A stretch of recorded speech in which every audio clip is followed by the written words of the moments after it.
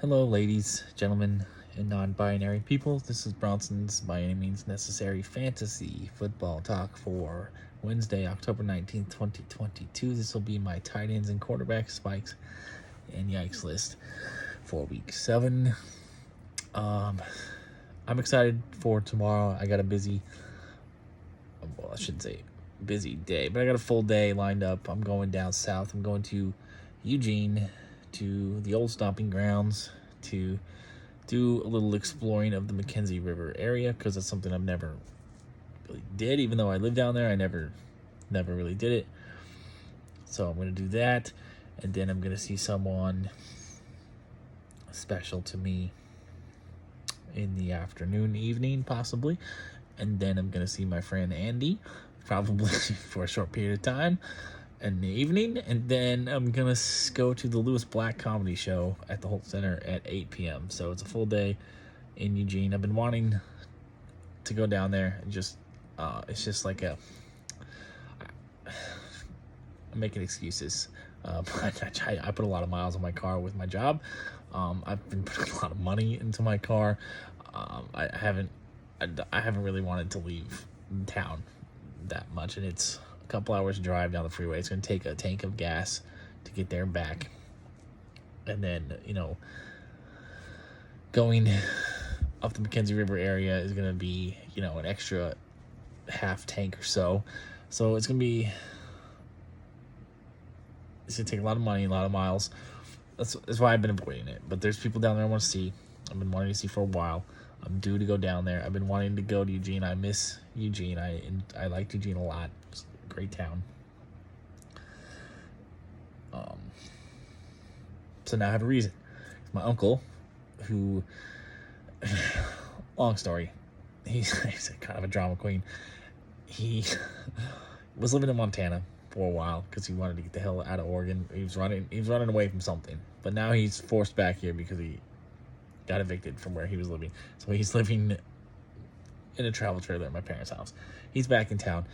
He's apparently taking my grandma and him to the comedy Lewis Black show in Eugene. He had an extra ticket for whatever reason. He invited me. I said, okay. Now I have a reason to go to Eugene. So since I have to go down there, and it's a 2-hour drive there, 2-hour drive back, I'm going to make it worth my time. I'm going to go down there early tomorrow, do the wandering, because I haven't really done any Wednesday wanderings lately, even though it's going to be on a Thursday. So do some Wednesday wanderings, weather permitting, hopefully. See some people that I've been meaning to see, and then go to the show. Make a full day of my experience in Eugene, because I like to have a bang for my buck. So it's just not often. I don't go down there often enough because of the distance. And so when I do go down there, I want to make it worthwhile. So that's what I'm doing tomorrow. But yeah, as for today, as I mentioned in the previous video, crappy Uber times for lunch. Hopefully dinner will be better. I didn't want to be out super late tonight, but if I want to make my goals, I might have to be. Anyways, let's get to it. Quarterbacks and tight ends, spikes and yikes for week 7 and your top 10 list. Quarterbacks. Start with quarterbacks first. You'll note the team's on bye, so there's no Josh Allen this week, no Kirk Cousins this week, no Jalen Hurts this week, no Matthew Stafford this week. Hopefully we're not still relying on Matthew Stafford at this point. This season he's been awful, but no Josh Allen, no Jalen Hurts. Two pretty big names you won't see in the rankings here for the week. So just keep that in mind as I list this off. Your number 1 quarterback for week 7 is Lamar Jackson versus the Cleveland Browns. Number 2 is Justin Herbert versus the Seattle Seahawks. Number 3, we got Patrick Mahomes at San Francisco. Number 4, we got Joe Burrow versus the Atlanta Falcons. Number 5, we have Dak Prescott, fresh off injury, versus the terrible, historically bad Detroit Lions defense. Number 6, Geno Smith at the Chargers. Number 7, we got Kyler Murray versus the Saints tomorrow night. 8, we got Tom Brady at the Carolina Panthers. 9, we got Tua, fresh off a couple weeks of absence because of his concussion. We all saw what happened to him on national television. That was pretty dramatic. But he's got a nice matchup in his first week back on the field. And then 10, we got Derek Carr versus the Texans. So, my yikes. I have two, yeah, maybe kind of a third one, but not really a third one. I'm just going to go with the two. Two, again, I have to pick on my guy. I have to pick on my dude, Justin Herbert, because he's been a little bit of a disappointment so far this year. Not really putting up monster fantasy numbers that we all kind of thought he would this year. And I don't know if it's poor coaching, because I was a huge Brandon Staley fan when they hired him. In fact, I was hoping the Vikings would be able to get Brandon Staley once they moved on from Mike Zimmer, but Brandon Staley got pounced on quick. The Chargers pounced on him 1 year after being a coordinator. So I was a big Brandon Staley fan. So I'm kind of glad we dodged that bullet, because he's not very good. Like, the Chargers are underwhelming. Brandon Staley, if this continues, he's not going to have a job next year. And I don't know if it's the absence of Keenan Allen. I don't know what it is, but Justin Herbert does not look good. I have a lot of shares of Justin Herbert, and every team that I have Justin Herbert in is underperforming. And it could be due to the fact that I had to use a premium pick on a quarterback to get Justin Herbert, something I don't typically like to do because it weakens the strength of your overall roster. That could be part of the problem, but also part of the problem could be the fact that he's not playing at the lofty expectations that everybody had for him. And that was why we had to use a premium draft pick on him. So when you have to use a premium draft pick on a quarterback, you kind of expect your quarterback to carry your team, and Justin Herbert's not carrying my team. So it's been aggravating, to say the least. It's made me contemplate having to pick up a second quarterback in these leagues with Justin Herbert, which I don't like doing. When I have an elite quarterback, I don't like carrying a second one, because I'm never going to play him. It's like, if you have Patrick Mahomes, why are you carrying Trevor Lawrence when you're never going to use Trevor Lawrence except on the bye week? Just you can use that roster spot for a much needed player at a different position, and pick up a quarterback in the bye week, right? So I've been neglecting adding another quarterback, but I guess maybe I need to and play the matchups, because Herbert's not performing at the level that I want him to. And so I don't know if he's a top 3 guy this week, and I definitely wouldn't have him at Patrick Mahomes. So I don't understand these rankings this week. And then my other yike is Tom Brady again. Tom Brady is not putting up top 10 quarterback numbers this year. And the Panthers have a really good defense. And so I anticipate the trend of Tom Brady underperforming is going to continue again this week. I won't be surprised if Tom Brady walks away mid-season to try and salvage his marriage, because this year he's not playing well, and this year's not going the way that anybody kind of in the organization kind of really thought it would. So I think he's week to week at this stage, and if he continues to struggle, the team continues to struggle, I don't know if he's going to finish this year, honestly. So Tom Brady, not a top 10 play for me this week. I like the Panthers defense more than I like Tom Brady right now. Another guy I don't super think is a top 10 guy is Derek Carr. But it is a weak week, W-E-A-K, week, W-E-E-K for quarterbacks. So Derek Carr is justifiable as the number 10 quarterback. So I'm not going to necessarily yike him. But I'm not playing him. I have Derek Carr in a couple leagues, and I'm not starting him. So the spikes. Kyler Murray at 7. I think DeAndre Hopkins being back is gonna completely change this offense for the better. They've looked out of sorts without him, and just like they have when he was injured or when he got suspended. Whatever, he missed time last year, right? At the end of the year or something, didn't he? I think. Maybe I'm thinking of a year before. I don't know. This offense has always been terrible without him, or average, mediocre without him. Now they have him back.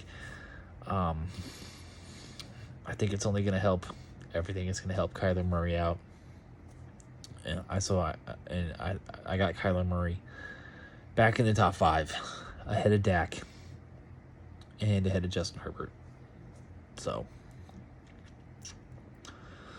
and then my other spikes, 2 guys outside the top 10. Trevor Lawrence, don't look now, but Trevor Lawrence is QB9 on the season so far. So he's a top 10 quarterback so far this year. And I like him. He's been my target for streaming guys when I need, because I got to replace Josh Allen.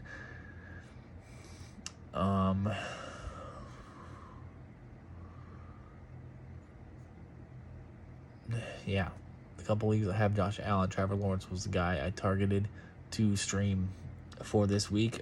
I don't necessarily think he's got the greatest matchup against the Giants, but the overall numbers on the season suggest that he probably could be a top 10 play this week over a guy like Tom Brady or Derek Carr. And then in 19, Jimmy Garoppolo versus the Chiefs. I don't know if Jimmy Garoppolo's a starter in a 10-team league, but if you're in a 12-team league and you need a quarterback, Jimmy Garoppolo could be a top 12 play this year, because the 49ers are going to have to keep up with the Chiefs if they want to win the game, because nobody's stopping the Chiefs' offense. That just doesn't happen. So 49ers are going to have to air it out, score some points. Garoppolo's looked better each week. George Kittle is looking better each week. I think having Jimmy Garoppolo back out there has changed everything for George Kittle. And so we'll talk about George Kittle in the tight end second part of this video. But I like Garoppolo a lot more than the consensus. I think he's a lot higher than QB19 on the week. Moving on to the tight ends. Our top 10 list is Mark Andrews at 1, Travis Kelce at 2, Zach Ertz at 3. So yesterday I said Zach Ertz kind of had a bad game in week 6 because I was watching that game, or some of that game.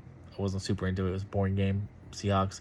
I was more into the Chiefs, Bills, but it was on simultaneously, so I watched it.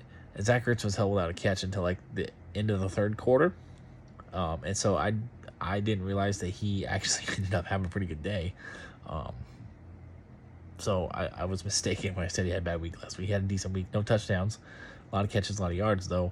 At the end of the game there, when the Cardinals were trying to catch up. So Zach Ertz, tight end 3. George Kittle, tight end 4. He's looked a lot better with Garoppolo out there, as I mentioned. David Njoku, tight end 5. He's really proven that he wasn't necessarily such a fluke. He's actually a pretty talented tight end. He always had talent. It just, for whatever reason, wasn't working out for him with Baker Mayfield out there. But Jacoby Brissett is making him a priority in the passing game, so that's great. T.J. Hawkinson is 6, Darren Waller is 7, Pat Freiermuth at 8, Kyle Pitts way down at 9, and Gerald Everett at 10 still. Gerald Everett, despite having 2 back-to-back bummer weeks, is still a top 10 tight end play, according to consensus. Now for my yikes. Starting, my first yike is going to be Pat Freiermuth. He's not 100%. We're not even certain he's going to play at this point. So just with the quarterback position in Pittsburgh being such a mess, I'm not super sold on Pat Freiermuth right now. He's definitely tight end. Touchdown at bust. He's not getting the catches or the yards really. He needs a touchdown to stay afloat. He's a big risky play. I'm not sold on him as a top 10 play because I got some other guys outside the top 10 who I'm liking more this week. And then Kyle Pitts at 9. He's just struggling way too hard right now. Completely unreliable. You can't drop him, but you can't start him. So you're gonna have to carry 2 tight ends. Kyle Pitts not a top 10 play until that offense makes a better effort to get him the ball. And then Gerald Everett at 10, you can't trust him either. He's not. He started the year out really hot, but it's hasn't looked good the last couple of weeks, and not a top 10 play for me either. Some 3 guys outside the top 10 who I think are top 10 plays or close to it. Starting with Robert Tonyan at 11, 9 catches, 90 yards last week. With the wide receivers for the Packers being so inconsistent, and also the Randall Cobb injury, I think is going to really help Robert Tonyan. I have been talking of Robert Tonyan all year, and I hate it because he's a Packer. But I have to try to keep bias out of my analysis. Robert Tonyan, I think, is really going to be a big factor at tight end position in fantasy for the rest of the year. I like him as a top 10 play over guys like Freiermuth, Pitts, and Everett. And then at 12, we got Dalton Schultz with Dak Prescott back. Dalton Schultz has been completely invisible with Cooper Rush out there. But with Dak Prescott back, I think that chemistry and connection is going to be reestablished. Dalton Schultz is going to be back in the top 5 range, top 6 range, like he was, last year, like he was in the pre-draft process. He's also getting healthier each week, so I like Dalton Schultz as a top 10 guy. I think this is the week where he gets back on a positive trajectory. And then at 17, we got Daniel Bellinger of the Giants. Daniel Bellinger, like I said yesterday, looks like the most reliable pass catcher the Giants have. So that makes him borderline starter in 12-team leagues right now. I don't know if I'd put him ahead of Freiermuth or Pitts just yet. But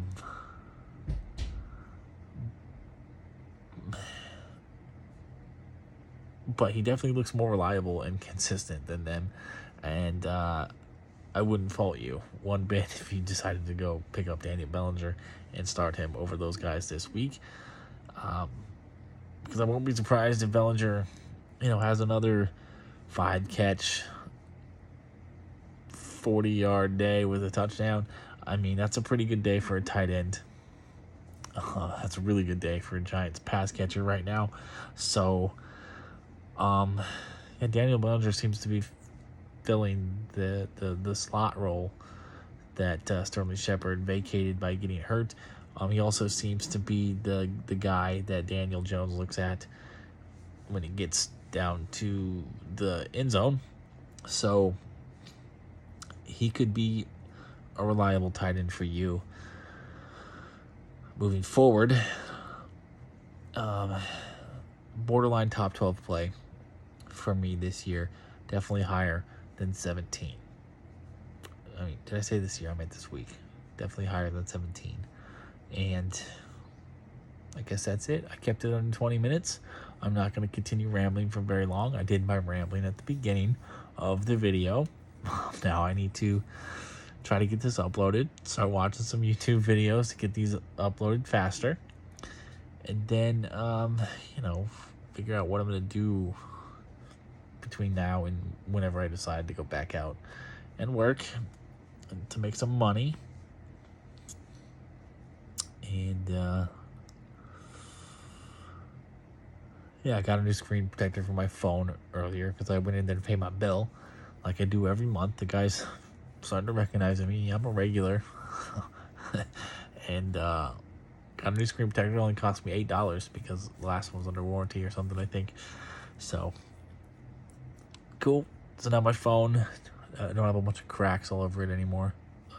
And the screen protector was only cracked for a couple of weeks. I think I damaged it in Arizona when I was there. I think that's where it happened. I don't remember. It was recent. I'm pretty sure it was Arizona though. Because I dropped it. No, that's not when. It was Arizona though. I just don't remember exactly when. But okay. I want to keep this under 20 minutes. So peace, love, and nacho fries. Good luck. Hit me up with questions. I'll get to running backs and wide receivers either tomorrow or Friday. Bye-bye.